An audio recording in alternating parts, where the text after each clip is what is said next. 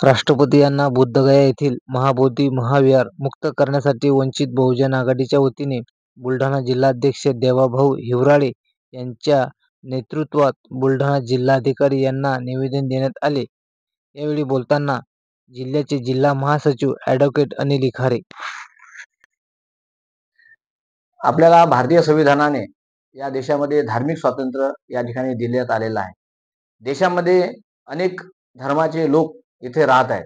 ज्याप्रमाणे हिंदूचे मंदिर हे हिंदू समाजाच्या ताब्यात आहेत, ख्रिश्चनाचे मिशनरीचे चर्च आहेत ते त्यांच्या ताब्यात आहेत, मुस्लिमांचे जे मस्जिदी आहेत ते त्या मुस्लिमांच्या ताब्यात आहेत। त्याप्रमाणे बौद्धगयाचं जे बौद्ध विहार आहे हे बौद्धाच्या ताब्यात असणं या ठिकाणी गरजेचं आहे।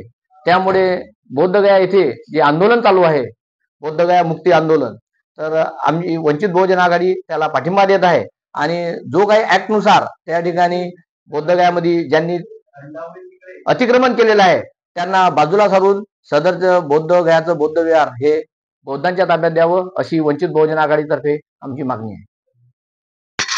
बुलढाण्यावरून मुकेश हेलोडे, मुख्य संपादक खामगाव वार्ता, यूट्यूब न्यूज चॅनल खामगाव, तालुका खामगाव, जिल्हा बुलढाणा, महाराष्ट्र राज्य।